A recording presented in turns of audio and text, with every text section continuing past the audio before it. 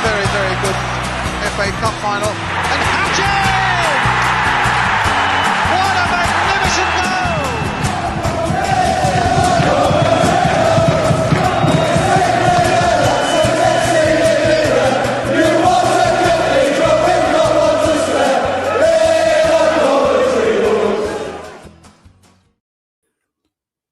Good evening, everyone, and welcome to another live show of all things Sky Blue, Leicester City review show tonight.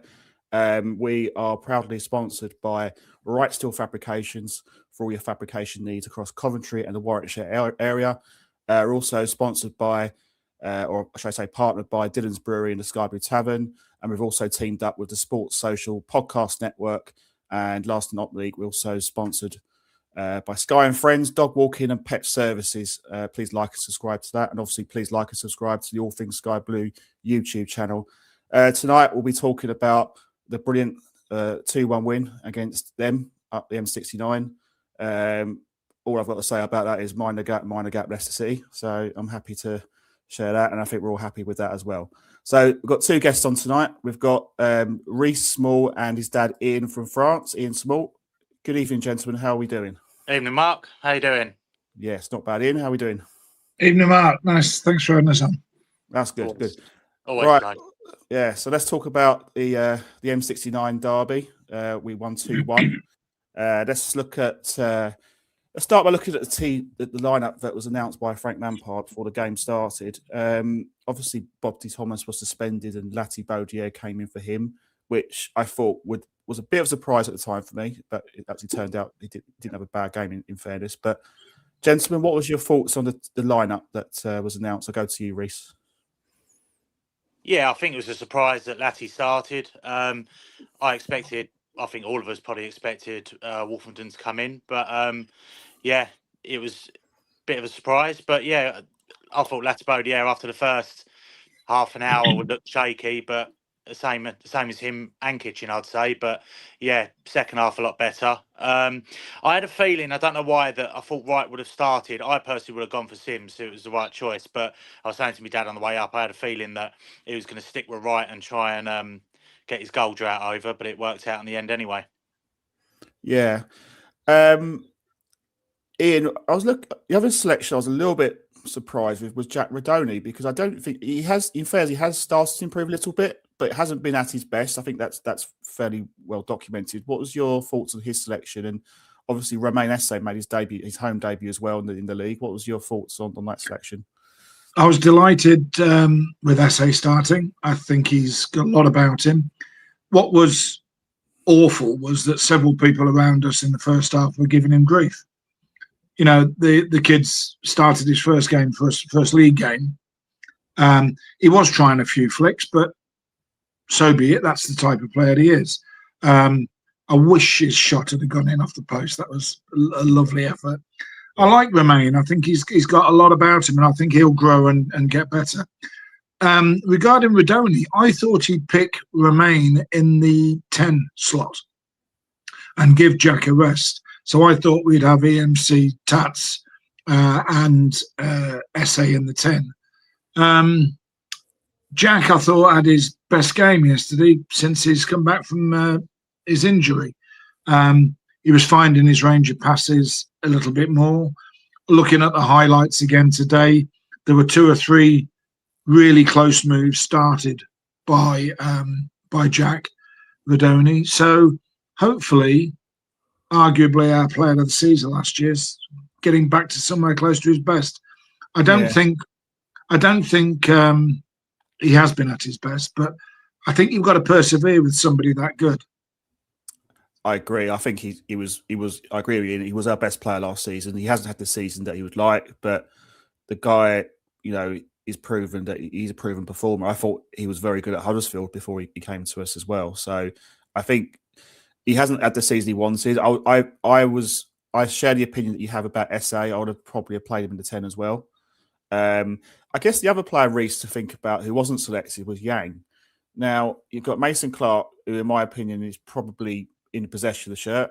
I think, Frank Lampard gave him a nod. Where does he fit in, do you think, as far as the remaining sort of 19 games after the season? He just gives us depth, I think. I didn't think he would start. I had a feeling that Tats was going to start. I thought Lampard would have gone with the players that he trusts the most. Obviously, I didn't really complain that Eze started, but I just thought he would stick with the players that have got us this far. We've gone through a little dip in form, and I thought Sakamoto would start. But going on Zhang, I think he's going to be a player that we're going to use, and obviously we know EMC on his day is a very good player, but he always seems to have 60, 70 minutes in him. I think I might sound a little harsh, but when he's on form and when he's got the ball, he's brilliant. But he's tracking back and his engine isn't at championship level, I think, personally. I think a lot of the times what frustrates me watching him is he's so slow in transition of getting back. And majority of the time he spends half his time offside. And De Silva, we know that needs that little bit of extra protection. So maybe I saw Zhang against Stoke, and I did think that he gave, Bidwell, but obviously the left-hand side, a bit more energy, a bit more protection, a bit like what Tats does with Milan. That they have a good understanding. So for me, EMC is a dead starter. I think when there's spells in every single game you can watch. He has a lot of his fullbacks on toast, and I think he just needs to improve that side of his game to potentially turn into the Premier League player, to be honest with you. I think he's a good championship level player, but to get to that next level, he just needs to sharpen up on little bits. I think the other thing as well is obviously Tottenham have sent him on loan because he was at Portsmouth previously. Clearly, the mantra is from Tottenham is that he needs minutes, he needs games. So, Ian, do you think he's a sort of player, Yang, that Lampard will just use as a rotational player maybe for games going ahead? Well, I've heard Frank say it on a couple of occasions, almost as a side issue. We have to protect EMC. We have to be careful of his minutes. So either he's prone to, he's built like a middleweight boxer. So you never know whether he's got hamstring problems or he's tight. Some players are naturally very, very tight and have little pulls, little niggles. Take him off. You don't need to risk him anymore, because we've got somebody who can come on. I think he blows a bit, like Rhys. I think he blows a bit after 60, 65. I'll give you a scenario. I think, we're 1-0 up against, say, Millwall. It's not looking as easy as it could be. I'd bring him on then so he gives help to Jay, and he's also a real threat. His fresh legs with his electric pace is more dangerous than EMC after 70 minutes. Yeah. If I'm being honest, because, Efron does tire, but he tires because he's an ox. He's such an athlete. He hasn't got that nimble, Southeast Asian work ethic like Tats and Mini have, where they can run all day. Yeah. So I think he'll be a great asset, but I think he'll be used whenever Efron's got a little niggle, a little pull, something that he'd normally play through. I think Mini will be in straight away. Yeah, fair enough. Yeah, I think I kind of share those views as well. I think he might start off as a substitute. And you say, I think if Mason Clark tires, then I think he'll come on. But we need that. At the end of the day, we need that depth of the squad as well, because if you look at the fixtures before yesterday, a lot of fans were crying out for more signings to add to the depth. The players have been flogged about like a dead horse, so to speak, and it was. And the results proved that the results weren't good. So I think we've done a good job there. And I think if we go into the game now, obviously let's talk about the first half, Rhys. Not a good first half from our point of view. I thought Leicester were excellent. They scored through James, Jordan James, in the first half. What was your sort of thoughts on the goal, and what could we have done better with that? Well, I think we were let off a few times after that. I think the goal, it's evident to see that James pulls the strings for Leicester. He was their standout player. I was aware of him before the game as well. He's a very decent player, but he just found them little pockets of space. And I think where the problem we have, where Grimes is trying to cover that left-hand side, he got caught ball watching. I think that probably relates to how EMC doesn't track back probably as well as he should. Grimes then goes to cover on the left-hand side to give De Silva a hand, and then it leaves a gap in the middle. But actually, for the goal, I think between Grimes and Kitchen could have done better. I think that if you look back at it, they were both ball watching. And I do have a problem with that left-hand side of the fence. I think, we know what Kitchen's like. I think first half Kitchen and second half Kitchen just shows the two sides of how Kitchen can play. And I think, they were caught flat-footed. It was a nice flick round the corner. And I'll put it down to just, it's our defending again. I've had a little doubt about how we've been defending lately and the goals we've been leaking, but it just seems to come through the same side, and it's coming down the left-hand side between Silva and Kitchen where there isn't a gap. And I'm sure we'll talk about it, but another example in the second half where is it Fatwa who, Grimes completely lunged in and missed it. If he gets the ball, great, but he's just a fraction of a second too slow. Fatwa goes, he has 10-15 yards to run into the box, and Kitchen's not coming across. But if you actually look along the line, Latibodiere is behind him. So I'm not sure why Kitchen didn't come across and try and close that down. I mean, Rushworth made a great save in the end, but we need to close them down and not give them that space. Well, that save from Rushworth for me was a pivotal moment in the game, because, that's around, 78th, 80th minute. If that goes in, 2-1 down, and really we may be looking at a defeat, talking about a different result. Probably at best you get a draw. So that was a big moment in the game. But Ian, going back to the first half, Leicester really could have been 3 up at half time. Let's be honest. We were just off the game. We were very poor, I thought. Yeah, Mason's overhead kick was really the only real threat, wasn't it? Which was bad luck, I should say. We've got a Premiership class goalkeeper, and he's pulling one of those saves out every game. If not 2 or 3, and he's probably worth 10 points to us this year. Yeah. Yes, again down the left, he mishit one which looped over, but Rushworth went full stretch and tipped it over the bar, and then another one, I think it was the same player, Reed, hit it straight at him. But it was all from down there, right, our left, and I agree. Grimes and Kitchen did fall asleep a bit. But Torp was nowhere to be seen on the other 2 chances. Yeah. Where's the centre midfield? If we are playing a 4-2-3-1 or even a 4-4-3, where's that centre midfield? And Torp, who I love, by the way, I think he's a cracking player. I thought his first half was anonymous.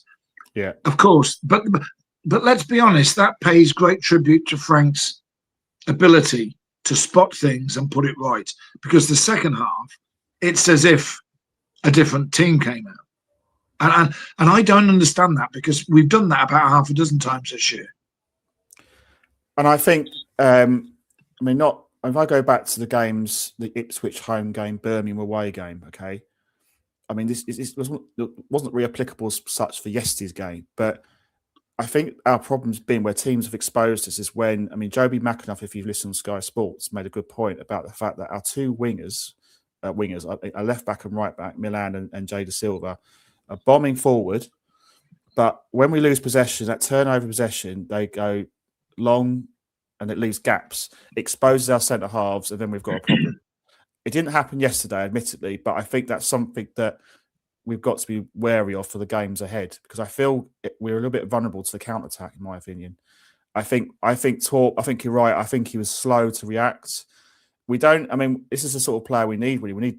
This is where someone like a Gus Hamer in previous seasons was really good for us, was people talk about him going forward. He was fantastic, but he was also his tracking back. He was sprinting back, winning tackles, and we need that in that midfield. We need somebody in this window, preferably, who could do that sort of role, who can get back.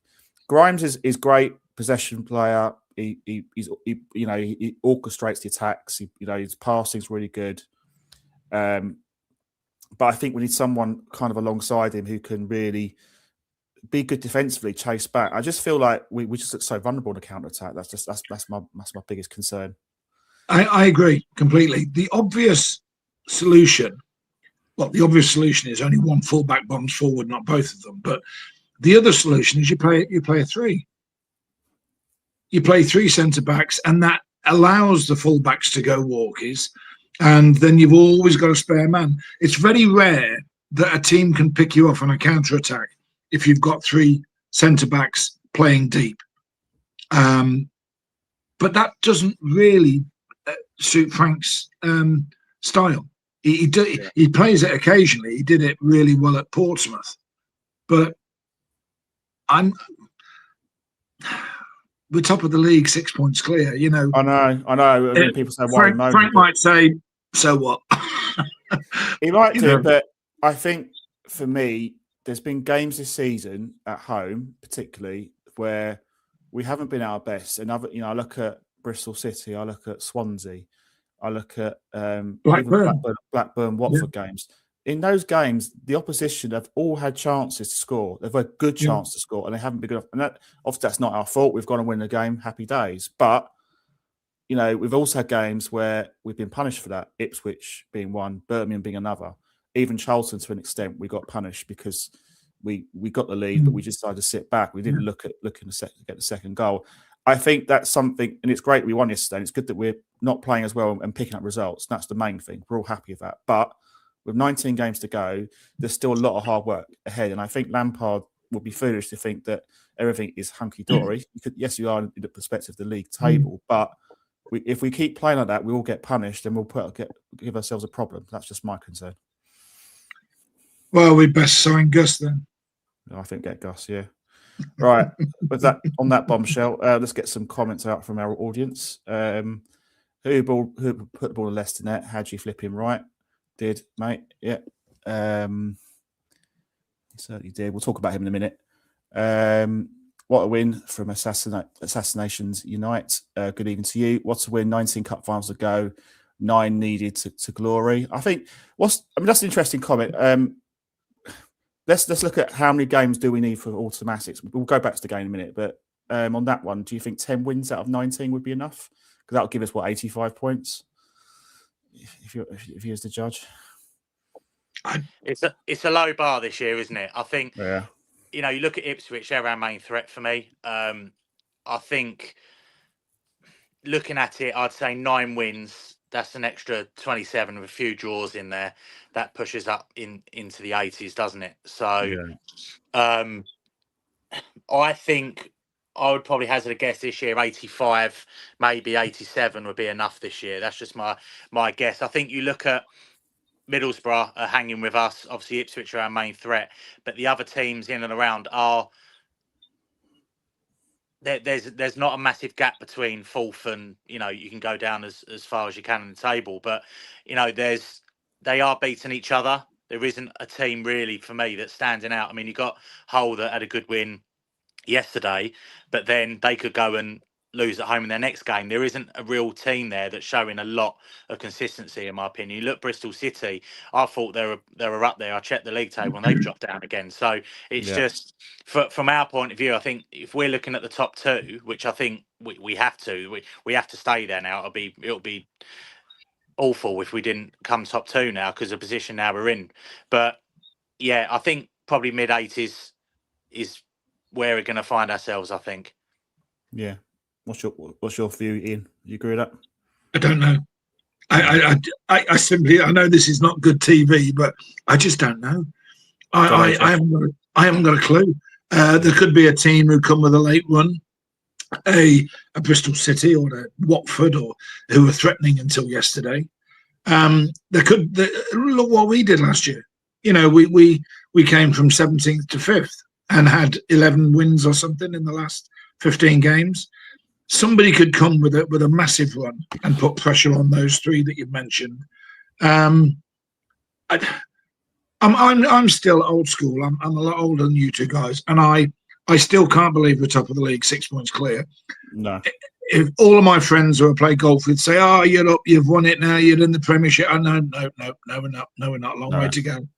And I still don't believe it. I still don't believe it, and it won't be until April when. We've got to lose our last 4 games by 10 goals or something that I'll actually believe it's going to happen. So I don't know. And I'm a bit like Frank, and I'm boring and old school. 1 game at a time. Let's beat Millwall Tuesday. Let's try and get a point or more at Norwich. And take it from there. I'll just look at it, in 2 and 3 game blocks and see what we can do. One thing I will say is, though, Mark, I'm glad we're through that December bad patch, because we were all saying at the end of November, oh, this is going to be tough. Oh, we've got all these hard games coming up. And yes, we've lost a few. But at the end of December, we were still 6 points clear at the top. And for me, that's a huge relief. I honestly thought we could have slipped. Yeah, but you're right. There's still a long way to go. It's hard work ahead. I mean, in a good position. I think I'll just take second spot personally. Right, if you offer me second spot, thank you very much. We'll go up. I don't care about being champions is a bonus, but I'll ask you that question in April when we've got 2 or 3 games to go and we need a handful of points to get that championship trophy. Of course. If you offer me championship trophy, I'll be thank you very much. But second spot doesn't matter. You just want to be in the Premier League because 25 years is a generation. It's a whole generation. A whole young generation hasn't seen the Sky Blues. I mean, we all have. We all we went together to games when we were young. But a generation, obviously, 20, 25. I've never seen Coventry in the top flight. So hopefully that will happen this season. But obviously that's for the future. Let's go back now to the second half of the Leicester game.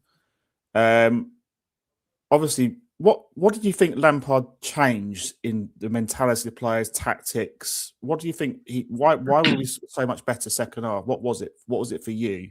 I'll go to Rhys on that one.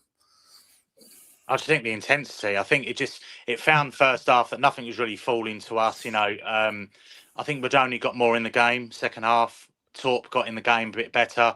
The things that Eze was trying was coming off second half. And yeah, I think the goal.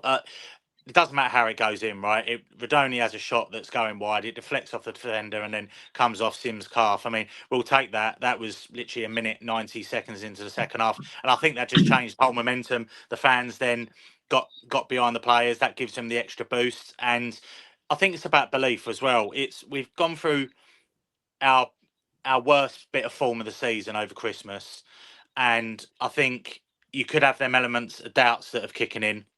1-0 down, the fans start getting moany, thinking, "Oh, we're going to cough it as usual." The mentality changes, and as soon as we got that goal, I think the belief was there then, and then the players, whatever Lampard said to them, obviously is a big bonus, but they need to know that they're good enough, and they're very talented. We're a talented squad, and they just need to believe. And obviously, you go on to Haji Wright in a little bit, I'm sure, but again, it's that belief of consistency and believing that we can do it.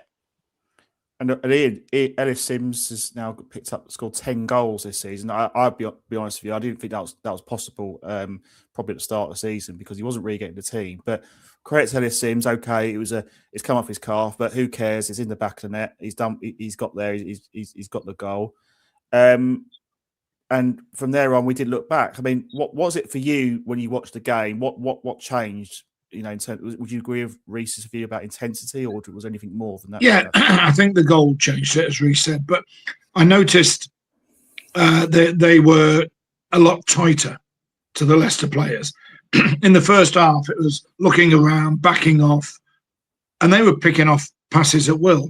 Second half, I think Rodoni, Torp and Grimes were all working harder. They were closing people down. They were hassling.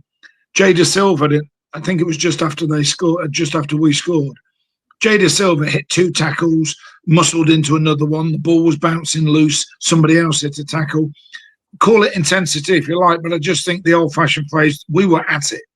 Yeah. We were at it far more. And it was as if, having scored, we weren't going to let it go. And I think Frank had obviously picked out a couple of tactical things. But I mean, it was a completely different Jekyll and Hyde display second half, thankfully. Yeah, I go along with that. I think we would just snapping the tackle. It felt more like a derby. I thought first half we were so passive. We were so slow in our build up. We looked a bit lethargic, not tired, but we're just too slow. Every time we were playing nice passes, but we're just allowing Leicester to bring 10, 11 men behind the ball. Second half, we just had a go. We were positive. And I think it was very important we got that goal literally second minute into the second half.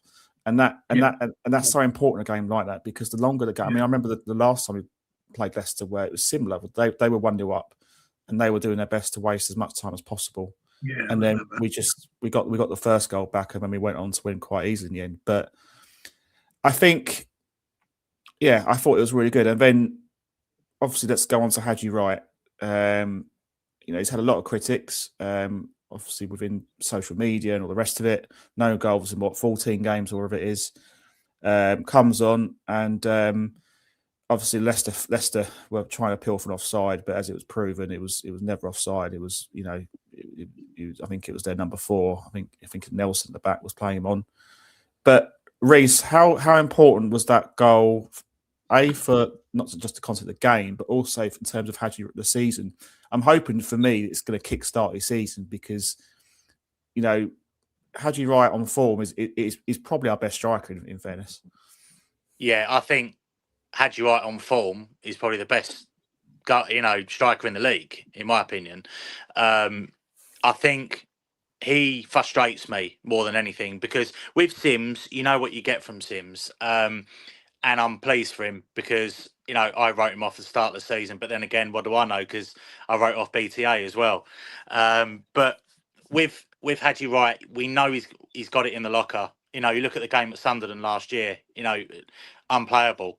And there's been glimpses that he's shown this season. The start of the season, he hit a purple patch, and then he hasn't really scored since. But he's got it in him. He's just, I think I can't speak for everybody as a fan base, but for myself, it's his work rate and his body language that annoys me more than anything. Because with Sims, he's scoring goals. Did he affect the game that much yesterday? Probably not, in my opinion, but he still got the goal, and you don't mind that. Birmingham he scored, Charlton he scored some good finishes. But with Wright, I think he needs to want it. It's a mentality thing, because as soon as he come on, take away the goal, he looked like a man possessed yesterday when he come on. He was tracking back. I thought we signed a new striker. He was all over the place. He was hitting tackles. I saw him in the defensive positions, covering back, and you saw right at the end of the game, he was completely blowing. But you need to see that from Wright every single week for him to be a top striker. And I understand the frustration with the fans, though. That's the same for me, because if you see a striker that's working hard, and it will come, but his ability is so much more greater than what Sims has got in his locker. But it's the contrast at the moment where Wright needs to find his form, because again, for me, Sims starts against Millwall, because he scored again, and you look at his record when Wright was out injured, he was unfairly dropped. But again, Lampard's probably looking at the fact that Wright's a better all-round player, and he was just hoping for him to get that goal. So all goals count. He's off the mark, and Haji Wright seems to have them little blocks of purple patches, and then he goes off the ball again. So let's hope he's fired all of his blanks, and now he's going to go on a good run to the end of the season. Well, fingers crossed that does happen. Another thing I did notice, Ian, about the goal was his celebration was a bit muted. I don't know why that would be. Why did you hear his after-match interview? No, I didn't hear it. Go on, fill us in. Really, really stayed stoic, not really interested. Didn't say, oh yeah, the lads played well, and yeah, it was a good performance. It was very, very, very scripted, and there's something definitely amiss with Haji Wright. I think his last dozen games have been unforgivable.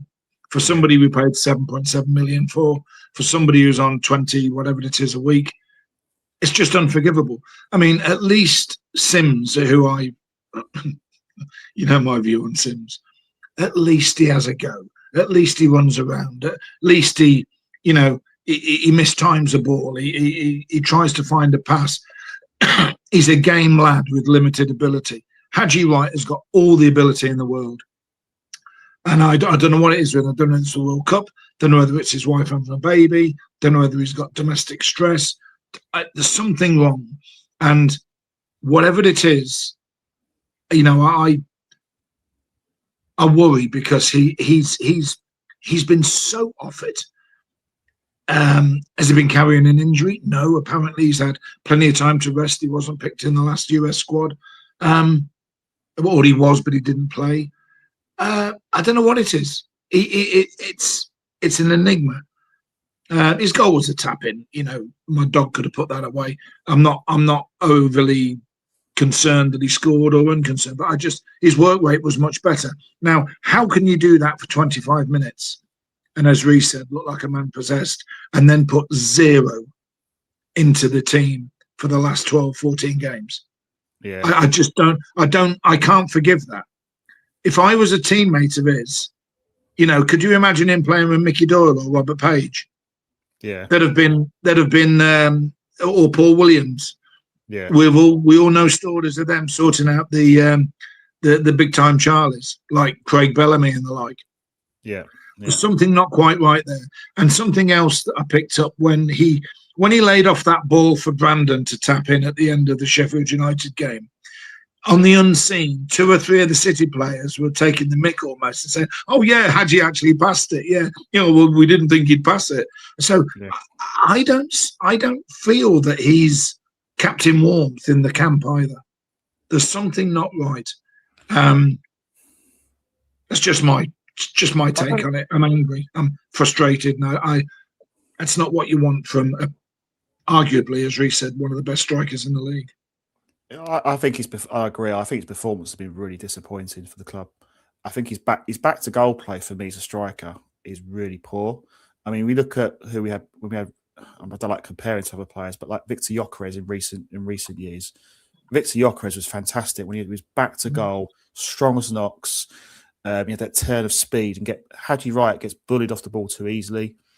The only thing I was saying is defence. There have been a couple of games where he's got into good positions, like the Stoke game in the Cup, but he hasn't got that goal. The Preston game had a good headed chance, heads it over the bar. I look at the Sunderland game in the playoff semi-final, the second leg, heads it over, and that was a massive opportunity in added on time, I think it was. It's been moments like that. He just hasn't taken the chances. It's just been so frustrating. And you're right, he is an enigma. You just don't know how to. You just need the password to it. It's like me trying to find the password to an account. You know it is. You kind of know what it is, but you're just trying to scrap in your brains, and that's what it is. Just an enigma. It's so frustrating.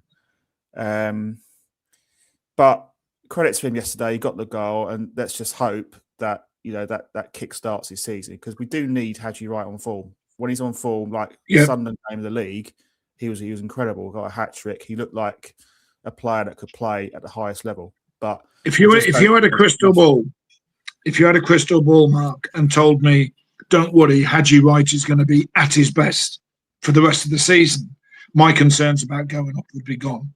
Yeah, I'd say we'll walk it, because if Haji Wright is on song, gives of his best, clears his head, he'll get another 12 goals before the end of the season. Yeah, but who can say that? Yeah, I can't. I think yesterday he deserved the winner. I think the way he come on and the way that's the Haji, like I said, that's the Haji Wright I want to see. His ability isn't questioned. It's just the mentality and his work ethic. And I don't want to make it sort of the Haji Wright show, because I know there's a split opinion about him. But, there's no doubt about if Haji Wright turns up now and Radoni's starting to find his form a little bit, that'll only help us throughout the rest of the season. So let's fingers crossed that Wright can find his form, and he, on his day, we'll batter teams if he finds his form. That's for sure. Yeah, no, I totally agree. Okay, all right, I'm just going to get some comments from our audience. Got one here from Glenn about Haji Wright. I think Wright is probably weighed down by the pressure and desires to do well at Cov to get to the World Cup place for the USA and play for his country in the home World Cup, which is obviously a massive achievement. It's hard to know without really sort of. I mean, the other thing I will say about Haji Wright is I think he hasn't had the rub of the green with referees this season with penalty shouts. There's been a couple of games a Southampton game springs to my mind. He's had a blatant penalty there that hasn't been given. Ipswich at home. Yeah, another one. Yeah, exactly. That was, again, a blatant penalty that's not been given. Yesterday, we've probably had a couple of penalty shouts, one on the Haji Wright and one on Mason Clark. At the time I wasn't sure. I thought maybe not, but I look at, say, the Mason Clark one again, and that does look like a penalty to me. If you watch it carefully, you see that the Ipswich defender is lost his balance. As he's landed, he's caught the back of Mason Clark's leg and he goes down. Now, how is that not a penalty? Clear. You know, Stone. the law of association football is clear about tripping. You know, he's tripped his opponent. If that's outside the box, it's a direct free kick. So why is it not a penalty kick when it's inside the box? It's just, I think Lampard made a big song and dance about not getting any penalty this season. I think we've only had one penalty, and that was against Derby. Yeah, it's just so frustrating. I know I'm moaning we're top of the league, but imagine if we were getting them decisions, we could be even further clear, and that's what makes it even more a little bit not galling, but it's just frustrating. That's just my view anyway. I think you like to think that throughout a season you don't get a few, but you do get some on the flip side. But I just think the Championship refereeing this year, especially at the CBS, has been absolutely shocking. And I think, like you say, we might not be having this conversation about Haji Wright, because again, if he gets a few of them penalties, he's on more goals. You know, because if there's anybody in the team like we've seen before, you want to take a penalty, is Haji Wright, because he buries the majority of them. I think he's only missed one, hasn't he? He was in that way at Southampton last year or a couple of years ago. It is frustrating, but you go. It's a good point, because you see the amount of silly free kicks or non-contact free kicks that are given all over the pitch, but you see the most obvious free kicks that, because they're in the box, are not given, and I don't get that. There's this thing where, you know, the amount of times you can watch Premier League games, Championship games, whoever, you know, whatever games you watch, but you see the amount of strikers or even midfielders that deliberately, Eccles is the best at it, to be honest. He'll get himself in a position where he'll back in, he'll have contact and go over. It's a free kick, and you look, majority of the time you think that's never a free kick. But then when it's in and around the box, it needs to be something completely and utterly obvious, where it's a drop kick to the head that you actually get a penalty. It's ridiculous. Yeah, or it's just a little nudge, and they just fall down like a sack of spuds and things like that. And it so frustrates me. I want to swear, but I can't. Yeah, it's so annoying.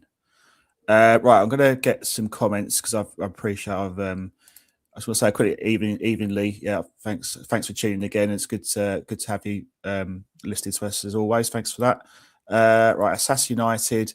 The atmosphere yesterday was electric, and we need to do that all our bit in the remaining games to go where we want to get to. Atmosphere for you. What was your? I thought it was electric yesterday. It was a brilliant atmosphere. It obviously always helps when you win. And the crowd generally this season in all the games I've been at, including the away games, it's been great. And even with like Haji Wright, we just spoke about Haji Wright, and we're sort of lamenting some of his performances, but it doesn't translate to the fans on when they're chanting his name, even when he's not playing well. And I think that's one of the great things of our support is we don't boo the team. And I guess it's easy to say it when you're top of the league, but even like last season, we're generally a very, very good crowd to play for, aren't we? The worst Coventry fans are is quiet. They do. You're right. They don't boo. I mean, you look at places like Spurs and West Ham and other places, Wolves. Although the Wolves are fairly tolerant. You can tell it's on a knife edge. Yesterday, I thought it was brilliant.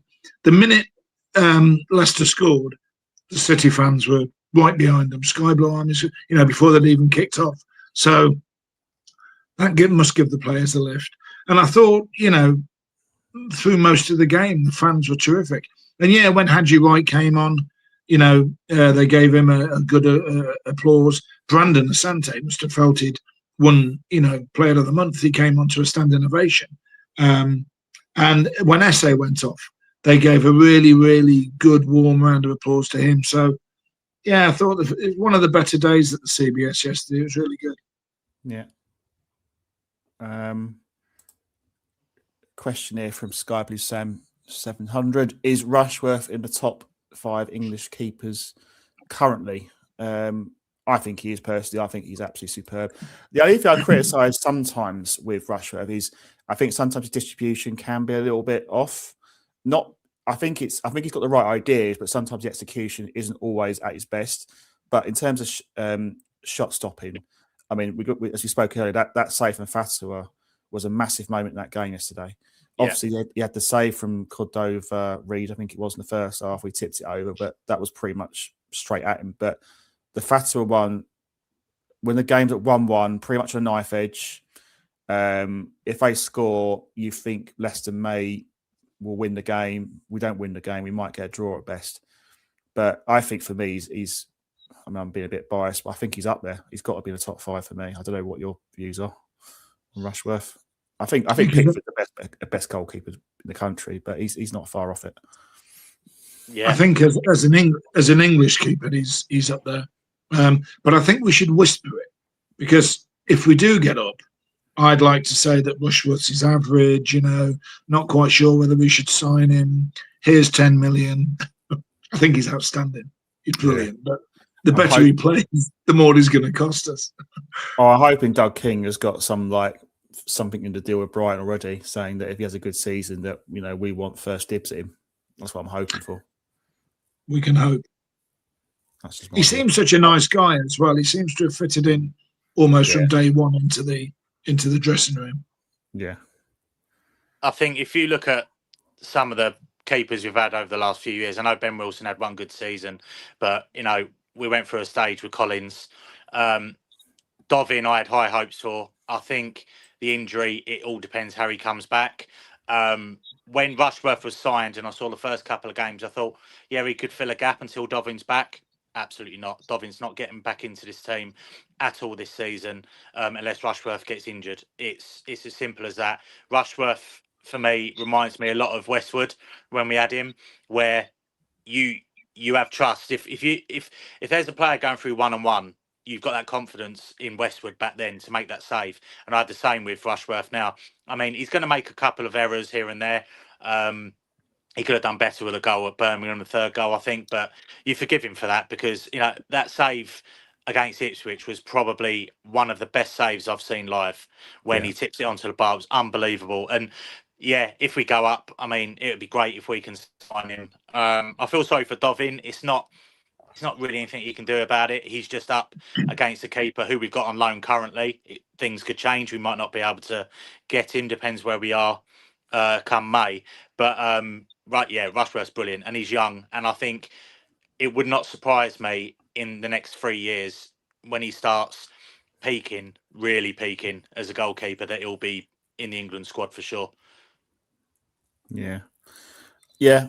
Agree with all those points. I think I like to think that if we do achieve, and I always use the word if we get to the promised land, that I think he's probably the first player I would get in on a permanent basis. I think he's loved by the fans, and I also think the Bristol City game, it added on time, that save, we pushed it away for the corner.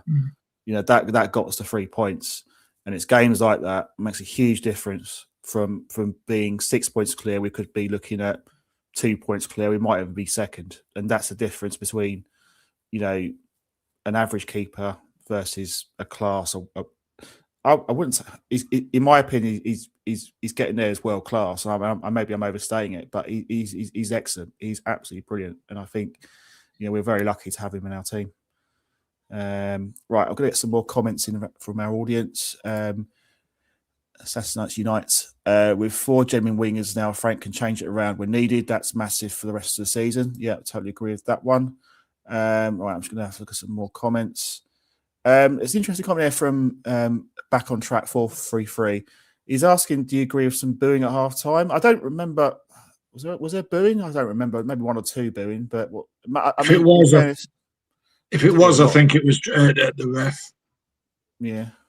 I think he'd made some really awful decisions just before half time. And I think when the half time whistle went, they were booing at the ref. I don't think the fans were booing City at all. No, fair enough.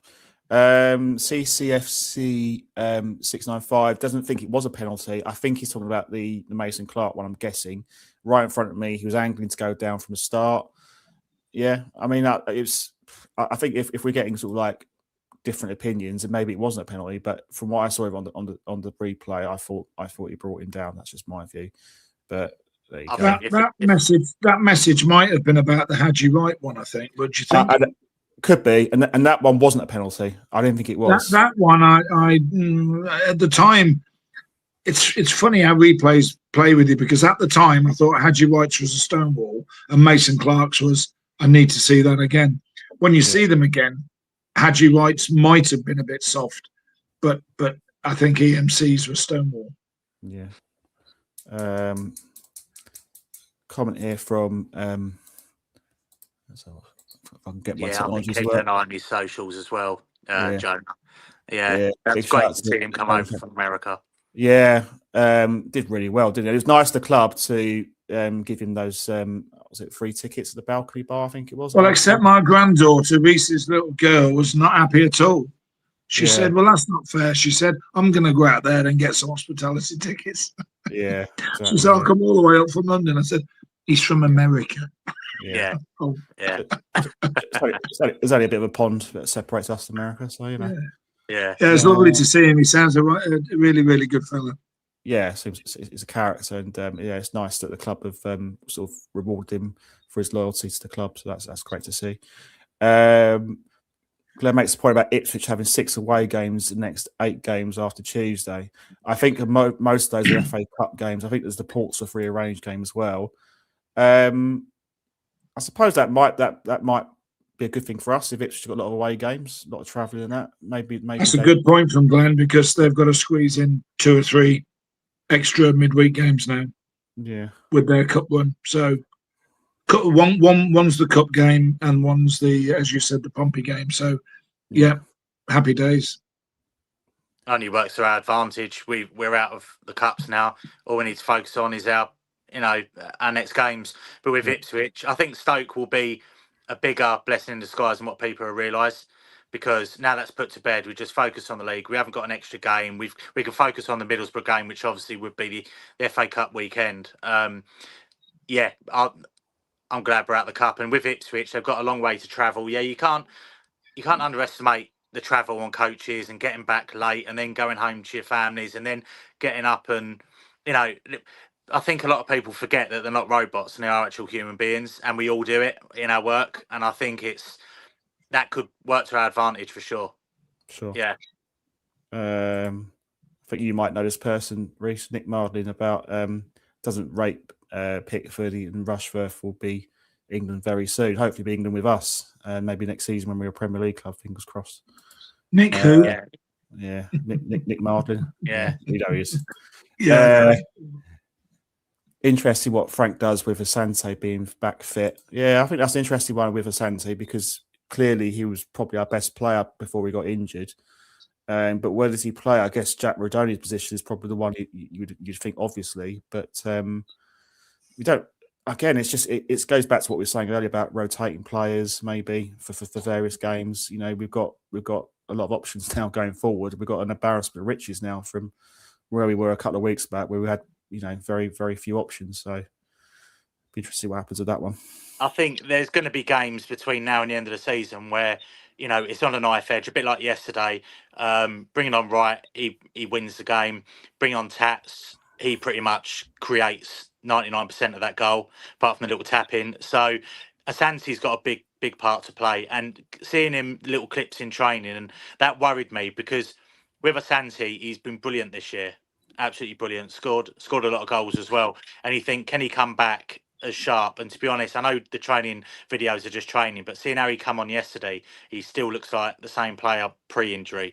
So I think Asante will take the pressure off Rudy. I don't think look at the results we've had when Rudy wasn't in the team, and the results we've had with Asante out the team.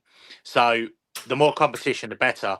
We spoke about the Ipswich game the 2 Ipswich games, that the wingers they've got, the depth in their squad, they can rest Hurst or he's injured and Schmodix comes in, and the wingers Jack Clark and that Philogene, I think his name is.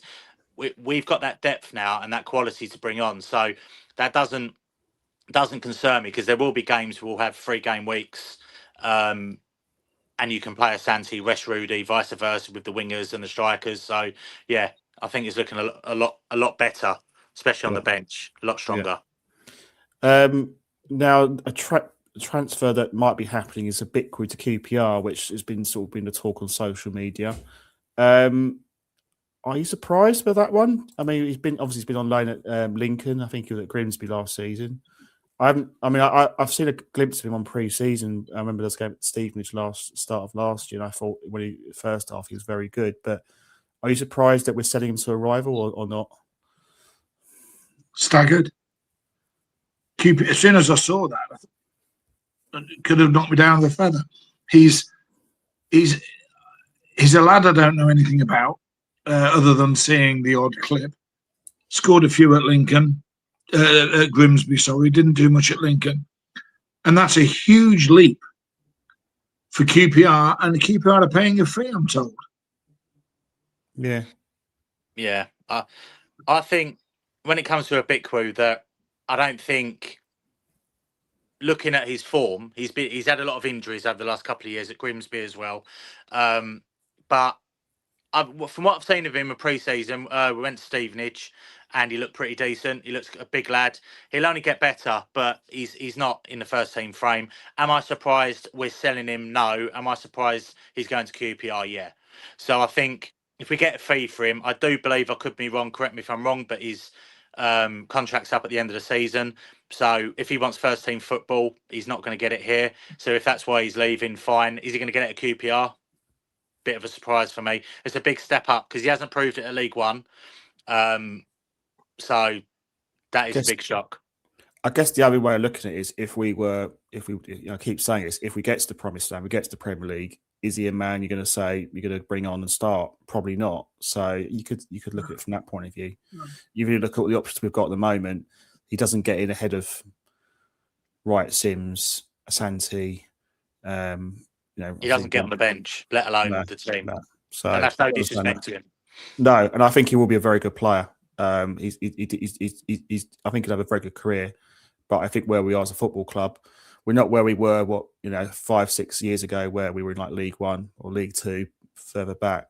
We are a club now that are aiming for the big time, and I don't think he's at that level, unfortunately. But I think he'll have a really good career, 100%. Right. So I guess last question tonight. Let's look at predictions for Millwall. Just a quick one on that one. How do you think the game's going to go, and what's the score will be? We'll go to you, Rhys, and then to Ian. Another tough game. I think he brings Wolfenden in. I'm not sure why. Latty done okay. First half an hour, gave away some silly passes, and that's what Bobby Thomas gets criticised for. Wolfenden, I think, comes in. There's something, I don't know if you've got time to talk about it, but I find Wolfenden a strange one. I was very surprised he didn't start yesterday, but there seems to be something wrong there. And he hasn't got much pace, but, he made some good blocks against Stoke, but he hasn't kicked on. I really thought he'd be pushing either Kitch or Thomas out. That's the reputation he came with, played in the Premier League, back-to-back promotions with Ipswich. He just hasn't kicked on. But if you're going to ask my prediction, I'm going to go with a 2-0 win for clean sheet. And then that gives Lampard a situation if he plays Thomas against Norwich, because Thomas badly let us down against Birmingham. And I'm a fan of Bobby Thomas, but then that gives him a decision to make. Go on, Ian, what's your view on Millwall's game? I think we'll batter them. I think the psychological uplift of yesterday's result, 2-1 against our rivals, bit of belief back, 2 options out wide, Rudy getting back to his best. If he picks Haji, he's got to go on and stride on from where he left off yesterday. Whether Wolfie plays or not could be a new point, but they've got a big lad up front, so maybe they'll play him. I think it'd be 3-0. Or, they might score. We always let one in, don't we? I think I can't see. Oh, what am I going to say now? Yeah. Is that bar open in the hotel? Well, if it is, I'm going down there. I'm confident tomorrow. I think Millwall are a dogged, hard, difficult team, but I think we'll score early, and yeah, I'm confident. I think their main threat is Aziz on the right wing. I think he's a good player. He's pacey and tricky. I think Ivanovic is the one they play up front. But the last home game against Millwall was a 0-0 draw. And it was a bit of a drab, boring display. I'm fairly hopeful that won't be the case. I'm going to say we win 2-1 again. It'll be a tight game, but I think we'll win. And then that sets us up for the 2 away games at Norwich, where we never seem to win at Norwich. I think the last win at Norwich apparently was 2009. And then QPR, we've got a reasonably good record there in recent seasons. So I think we've got a reasonable run of fixtures. And I think, as you say, it goes back to your point, Ian, about one game at a time. I think that's a spot on, really, because we can't look too far ahead. We can't think about, if we get 30 points, we're going to get 85. That should be enough. We can talk about it as fans, but Lampard, I'm sure, will manage the players on that side of things. It's just about. I think yesterday's result put a little bit of spring in the step, a little bit of belief. The camp will be buzzing. They'll all be high-fiving and training will be fun.